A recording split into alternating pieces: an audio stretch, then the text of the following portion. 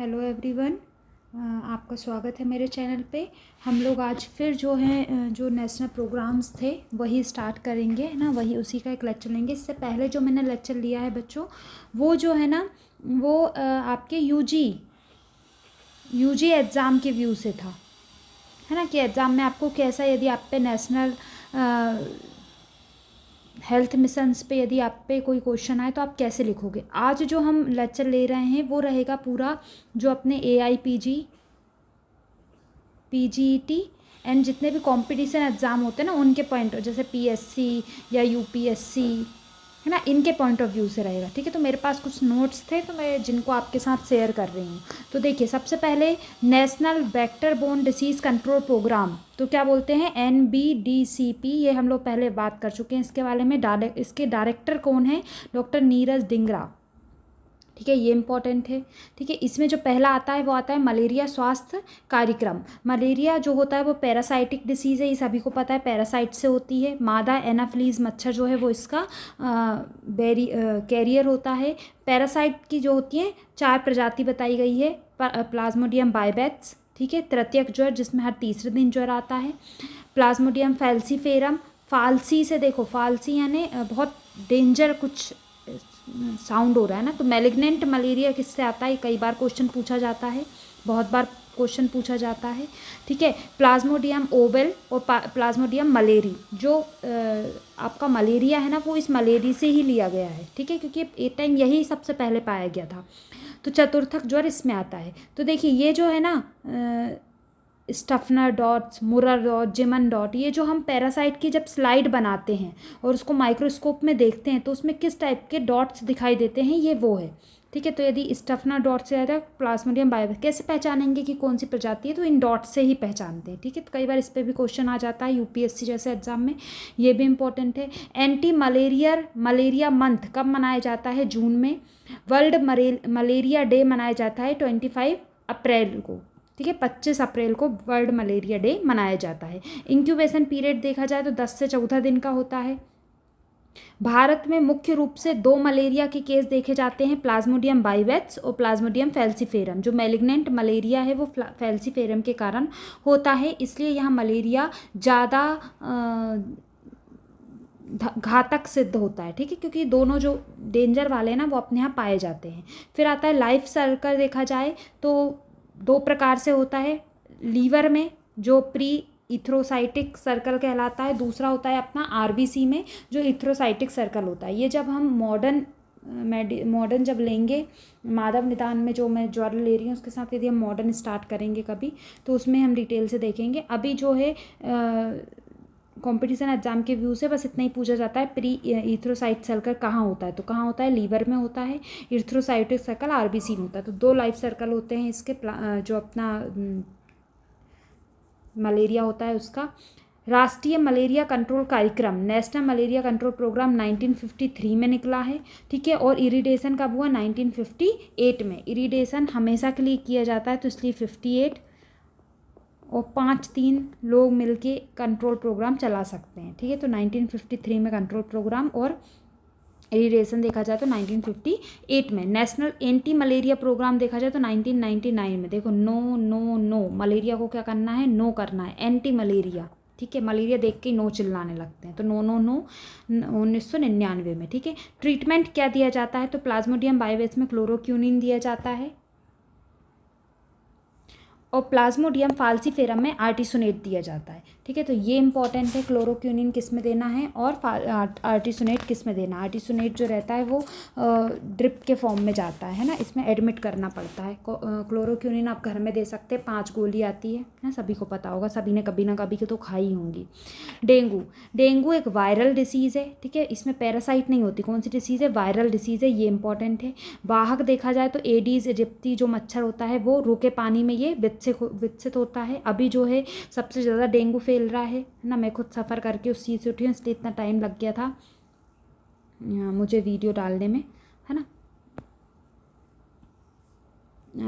मच्छर जो होता है वो 5 mm साइज़ का होता है। इंक्यूबेशन 5 से 6 दिन का होता है। 2 प्रकार के डेंगू फीवर होते हैं, डेंगू फीवर, ठीक है, डेंगू, इसको डेंगू बोलते हैं, डेंगू हम लोग बोलते हैं, यदि इसका प्रोनाउंसिएशन देखा जाए डेंगू है। ठीक है, एक होता है DHF डेंगू हीमोरेजिक फीवर, जिसमें इंटरनल ब्लीडिंग स्टार्ट होती है, ये ज़्यादा मैलिग्नेंट होता है। ठीक है, यदि डेंगू अकेला हुआ है तो 5-6 दिन में वो डिज़ोल्व हो जाएगा।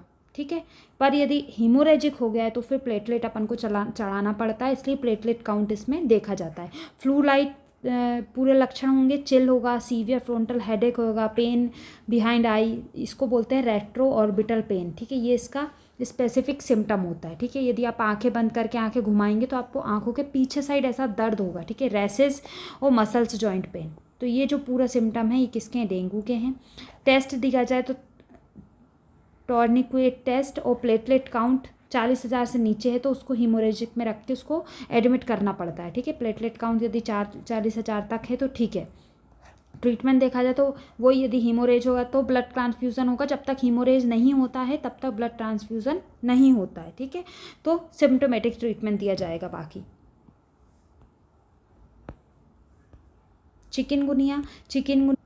चिकनगुनिया भी वायरल डिसीज़ है, सेम डेंगू जैसा अल्फ़ा वायरस के इन्फेक्शन से होता है। ये एडीज एडिप्सी इसका जो वाहक है। Fever with severe joint pain. ठीक है, जॉइंट पेन, इसमें मसल्स जॉइंट पेन होता है। दोनों आपको चिकनगुनिया और डेंगू में डिफरेंशियल डायग्नोसिस करना ही पड़ेगा। ठीक है, हेडेक इसमें भी होता है, इसमें फ्रंटल हेडेक होता है, मसल्स पेन होता है। ठीक है, ट्रीटमेंट देखा जाए तो सिम्प्टोमेटिक ट्रीटमेंट दिया जाएगा और बहुत ज़्यादा हो तो फिर स्टेरॉइड दिए जाते हैं। ठीक है, काला आजार प्रोटोजोआ के कारण होता है। कौन सी डिसीज़ वायरल है, कौन सी पैरासाइटिक है, ये आपको ध्यान रखना है। ठीक है, प्रोटोजोआ के कारण काला आजार होता है जो धीरे धीरे होती है। ठीक है, स्लो प्रोग्रेसिव डिसीज। काला आजार का जो प्रोटोजोआ है वो है लेशमैनिया डोनोविनाई। ठीक है, डोनोविनाई से याद रखना। काले लोग दोनों हो ना तो क्या हो जाता है, वो विनाई हो जाता है, तो उनमें अपन सगाई कर सकते हैं या उनमें उनका कोऑर्डिनेशन अच्छा बन जाता है। तो दोनों से काला ऐसे करके याद कर लीजिएगा। ठीक है, वाहक देखा जाए तो सैंड फ्लाई होती है। ठीक है, फेलिबोटोमस आर्जिडेंपिटीज। ठीक है, टेस्ट देखा जाए तो DAT डायरेक्ट एग्यूलेटिन टेस्ट एक बार पूछा गया है, क्वेश्चन इंपॉर्टेंट है। RK39 डिक है वो, है ना, डिक टेस्ट किया जाता है। एल्डिहाइड टेस्ट, ये इंपॉर्टेंट है, यही स्पेसिफिक होता है। ठीक है, तो जो एल्डिहाइड टेस्ट है वो किस में किया जाता है, एक बार DAT भी पूछा गया है काला जार में। ठीक है, नेशनल काला जार कंट्रोल प्रोग्राम 1990 से 1991 में चला। बस यही जो है ये आपके मैं कंपटीशन एग्जाम के व्यू से नोट्स थे ये मैंने इसी से तैयारी की थी। फाइलेरिया पैरासाइटिक वॉर्म डिसीज़ है, राउंड थ्रेड लाइट इसका स्ट्रक्चर होता है पैरासाइट का, वॉर्म का।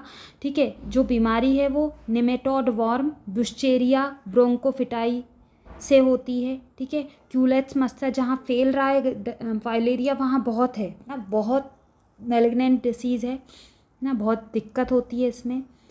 ड्रग ऑफ चॉइस हज़ारों बार पूछा गया है, इंपॉर्टेंट है DEC। ठीक है, डाई इथाइल कार्बाजेमाइन बहुत इंपॉर्टेंट है, याद रखिएगा ये नाम। 5 जून 2004 को नेशनल फाइलेरिया दिवस के मौके पर लॉन्च की गई थी। ठीक है, DEC दी जाती है, इसमें फाइलेरिया में इंपॉर्टेंट है, मैं बार बार बोल रही हूँ।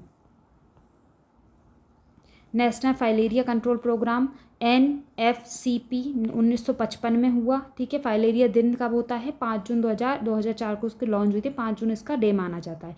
वर्ष 2015 तक फाइलेरिया उन्मूलन का लक्ष्य रखा गया था। जापानीज एसेनफेलाइटिस, ये भी बहुत ज़्यादा होता है, वायरल डिसीज़ ही है, अरबो वायरस के कारण होती है। मच्छर, क्यूलेट्स मच्छर, देखिए एक मच्छर ना 10 लाख बीमारी दे सकता है। सांप से भी ज़्यादा यदि कोई खतरनाक है तो वो एक मच्छर है, याद रखिएगा ये चीज़। पर मच्छर को हम लोग बहुत लाइटली लेते हैं। आपके घरों में भी मच्छर हैं तो प्लीज़ उसका कुछ इलाज करें। जो ये मच्छर है क्यूलेट्स मच्छर का, जो जापानीज एसेनफेलाइटिस है, मुख्य रूप से CNS को डैमेज करती है। जापानीज एसेनफेलाइटिस का वैक्सीन सर्वप्रथम सेंट्रल रिसर्च इंस्टीट्यूट कसोली में तैयार किया गया था। ये जो वैक्सीन है वो माउस ब्रेन किल्ड वैक्सीन है। इस वैक्सीन के 3 डोज होते हैं, 2 डोज सबक्यूटेनियस लगेंगे, 7 से 14 दिन के अंतर पर लगाए जाते हैं। जैसे आज एक लगाए तो दूसरा 7 से 14 दिन में लगाया जाएगा। तीसरा डोज जो होता है वो 1 महीने बाद, मतलब सेकेंड डोज के 1 महीने बाद से 1 साल के बीच में लगाया जाता है। बूस्टर डोज 3 साल बाद लगाए जाते हैं, ठीक है। तो जापानी एन्सेफेलाइटिस का आप वैक्सीन आ चुका है। Next, national iodine deficiency disorder programme, national goitre programme के नाम से भी जाना जाता है, जो 1962 में आया। 1992 में इसका नाम बदलकर iodine deficiency disease control programme कर दिया गया। आयोडीन की जो डेली रिक्वायरमेंट होती है वो होती है 150 mcg, और फीटल डोज यदि देखा जाए तो 2 ग्राम से ज़्यादा नहीं रहना है। राष्ट्रीय अंधत्व कंट्रोल प्रोग्राम इंपॉर्टेंट है, पूछा गया क्वेश्चन है। तो 1967 देखिए, अपने जो नेत्र रोग हैं सुश्रुत ने कितने बताए हैं, 76 बताएं। तो सुश्रुत ने यदि 76 नेत्र रोग बताएं तो 1976 में ब्लाइंडनेस कंट्रोल प्रोग्राम आया। सिंपल याद करने का ट्रिक है, ठीक है। अंधत्व का मुख्य कारण जो होता है वो कैटेरैक्ट होता है 62%, दूसरा रिफ्रैक्टिव एरर है, ठीक है। विटामिन ए की कमी से बाइटॉट स्पॉट्स देखा जाता है। The right site vision 220 launch हुआ था 1999 में, ठीक है। मतलब सभी को चश्मा लगता था इसके अंदर।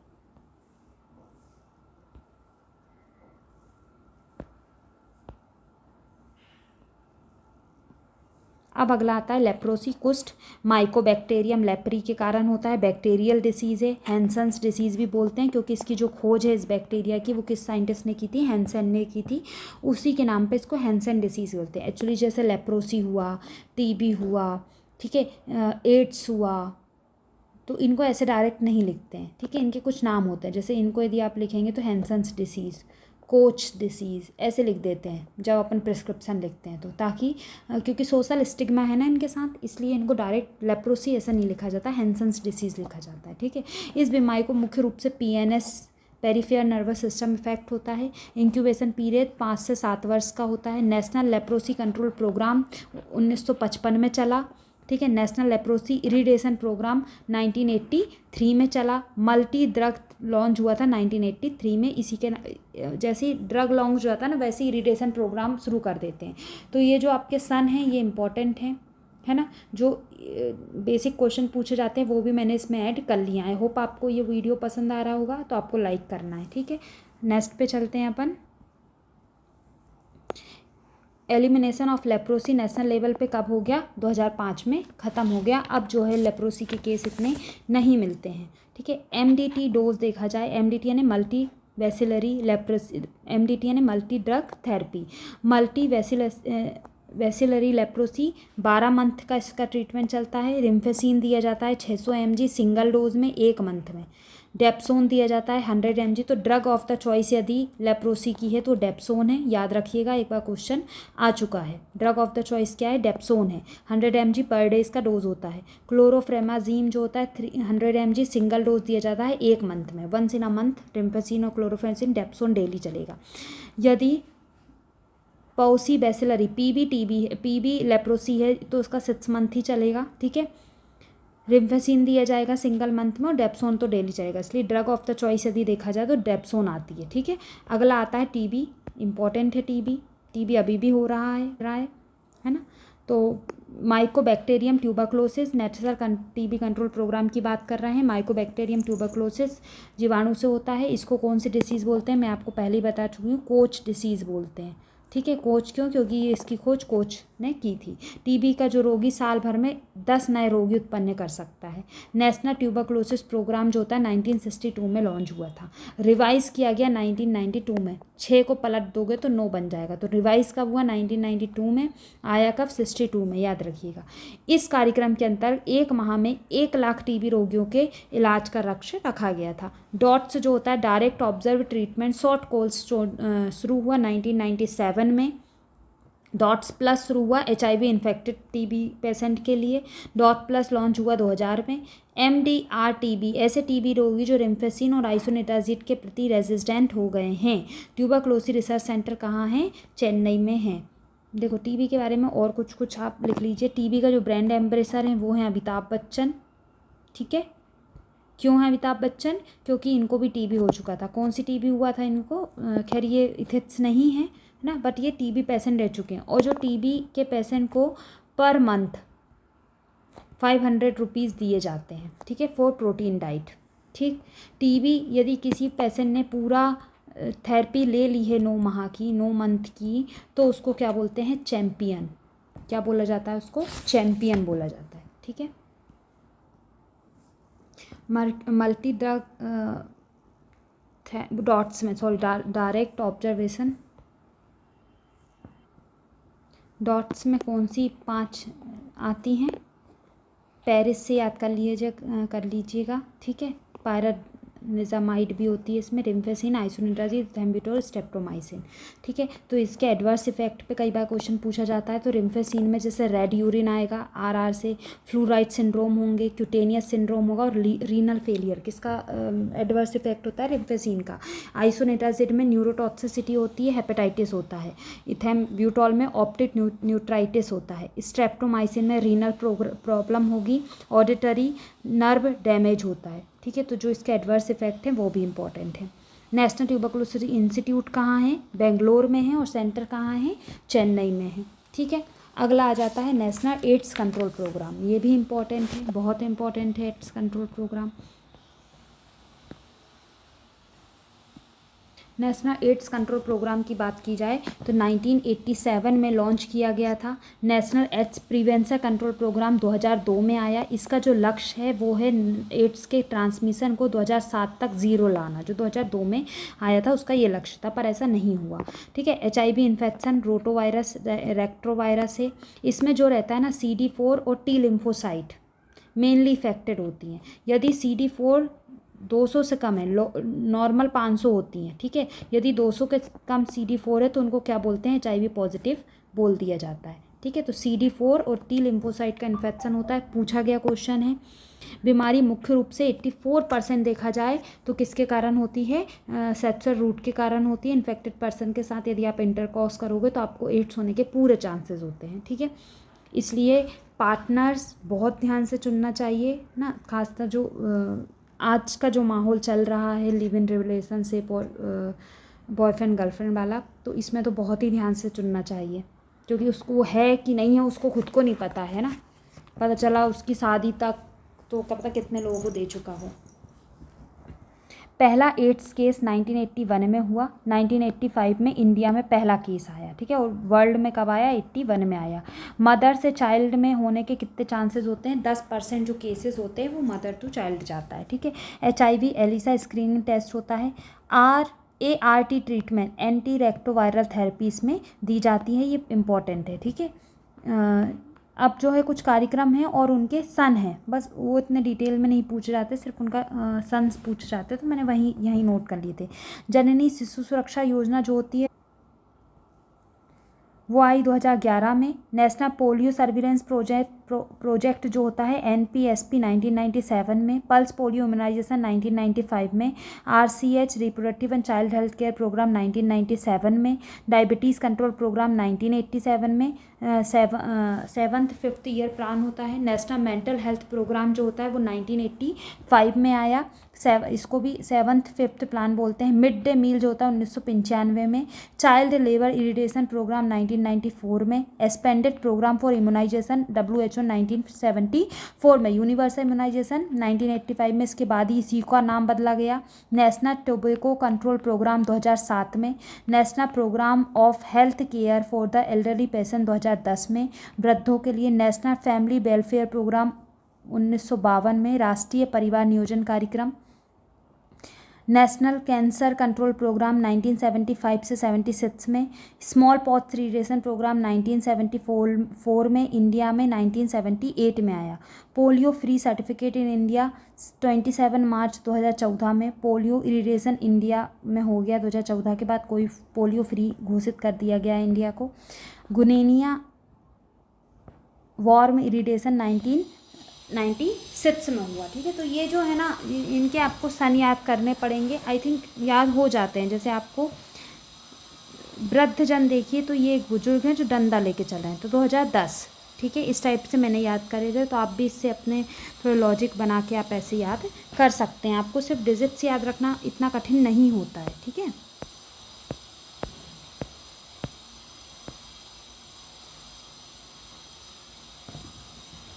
इसके बाद है नेशनल गुनेनिया वॉर्म इरिडेशन हो गया 1983 में। NRHM की स्थापना कब हुई? 2005 में। बहुत बार क्वेश्चन पूछा गया और बहुत इंपॉर्टेंट है। अब जो आता है वो है टीकाकरण कार्यक्रम। ये इम्पोर्टेंट है टीकाकरण, है ना।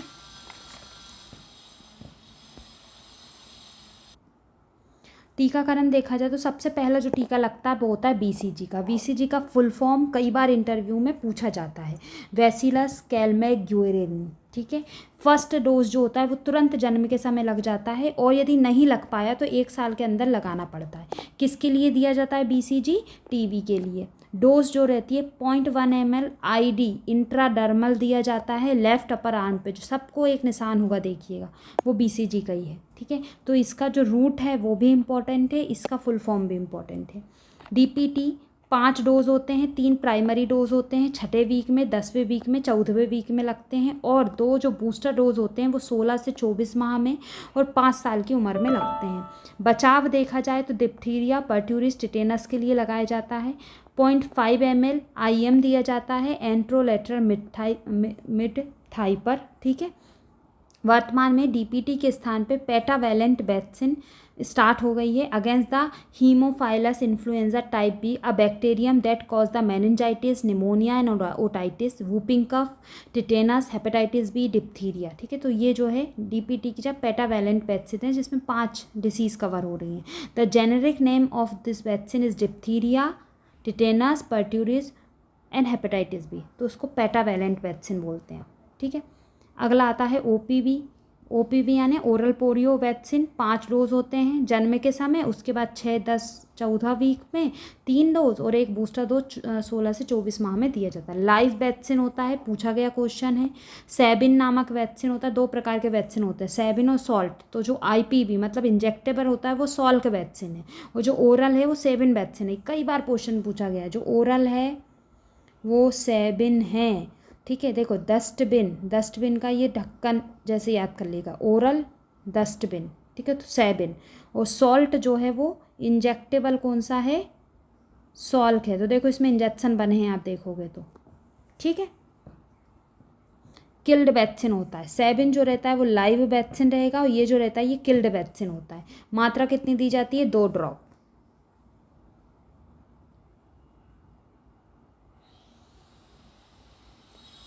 4 हेपेटाइटिस बी वैक्सीन होता है, चौथा नंबर का। सॉरी, हेपेटाइटिस बी वैक्सीन में 4 डोज होते हैं। 0 डोज जन्म के 24 घंटे के अंदर, 3 डोज होते हैं वो 6ठे, 10वें, 14वें वीक में। 0.5 ml इंट्रामस्कुलर दिया जाता है एंटेरोलेटरल थाई मिड थाई पर। ठीक है। मीजल्स वैक्सीन जो रहता है 2 डोज दिया जाएगा, एक 9 से 12 माह में। ठीक है, 1 ईयर पे, और दूसरा डोज दिया जाएगा 2 ईयर पे, 16 से 24 माह के बीच में। सबक्यूटेनियस दिया जाता है, इसका रूट भी इंपॉर्टेंट है, राइट अपर आर्म में दिया जाता है। लेफ्ट में कौन सा दे रहे थे? बीसीजी दे रहे थे। ठीक है, इसलिए राइट में दिया जाता है। टीटी दिए जाते हैं 2 डोज 10 साल में, 16 साल में। विटामिन ए भी देने लगे हैं अब, कुल 9 डोज दिया जाएगा। प्रारंभ 9 माह की उम्र से फर्स्ट डोज, उसके बाद प्रति 6 माह पे ओरल घोल पिलाते जाते हैं 5 साल की उम्र तक, 1 ml। ठीक है, 1 लाख इंटरनेशनल यूनिट इसका डोज होता है। मिशन इंद्रधनुष के बारे में आप थोड़ा सा देख लीजिए। भारत सरकार ने केंद्रीय स्वास्थ्य मंत्रालय में सभी बच्चों को टीकाकरण के अंतर्गत लाने के लिए मिशन इंद्रधनुष सुशासन दिवस 25 दिसंबर 2014 को मिशन इंद्रधनुष लॉन्च किया। इसमें 7 रंग जो हैं वो 2020 तक बच्चों के टीकाकरण जिन्हें टीके नहीं लगे, डिप्थीरिया, बलगम, टिटेनस, पोलियो, तपेदिक, खचा, हेपेटाइटिस बी, इन 7 आंशिक रूप से लगाए जा रहे हैं। तो ये इंद्रधनुष के जो 7 रंग हैं वो 7 डिसीज से कोरिलेट किए गए हैं। कार्यक्रम के लक्ष्य देखा जाए तो प्रतिवर्ष 5% और उससे अधिक बच्चों का टीकाकरण कवरेज में शामिल करने की प्रक्रिया तेज करने के लिए, और 2020 तक संपूर्ण कवरेज को हासिल करने के लिए इंद्रधनुष मिशन चलाया गया था। सुकन्या समृद्धि योजना भी आई थी एक 22 जनवरी 2015 को, ये भी आपके इंडिया लेवल की थी। इसमें जो था स्मॉल 7 स्कीम थी, इसमें बच्चों के लिए थोड़े पैसे वैसे बचाने थे। ठीक है। सुकन्या समृद्धि योजना फीमेल भ्रूण हत्या और लिंग अनुपात को सुधार लाने के लिए चलाई गई थी। पोषण अभियान बहुत इंपॉर्टेंट है। न्यूट्रिशन मिशन 8 मार्च 2018 को जो होता है अंतर्राष्ट्रीय महिला दिवस के दिन कहाँ शुरू किया गया था? राजस्थान में। ठीक है, राजस्थान में ये शुरू किया गया था। इसके अलावा फैमिली प्लानिंग प्रोग्राम 1952 में लॉन्च किया गया था। ठीक है। परिवार कल्याण कार्यक्रम देखा जाए तो 1977, यहीं लिख लीजिए।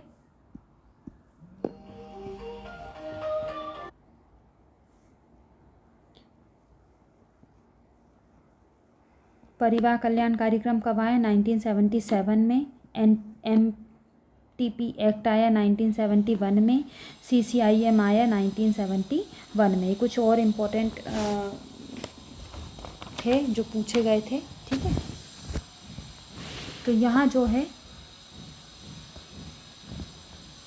इसके अलावा देख ही लीजिए, प्रसव हेतु वाहन सुविधा है ना, परिवहन उपचार योजना, वाहन योजना कब आई? 2004 में, सॉरी, ठीक है।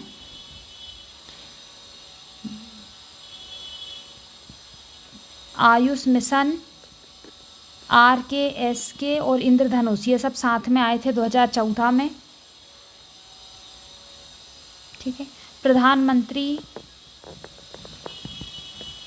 निःशुल्क डायलिसिस प्रोग्राम 2016 में आया।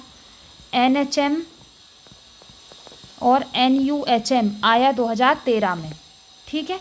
तो यहाँ जो है मैंने और कोशिश करी कि आपको और शॉर्ट में थोड़ा कार्यक्रम आ जाए आपके पास। आप चाहे तो ये नोट कर सकते हैं। आपको यदि मेरे वीडियो अच्छे लगें तो प्लीज़ उसको लाइक करें, अपने दोस्तों के साथ शेयर करें। Thank you.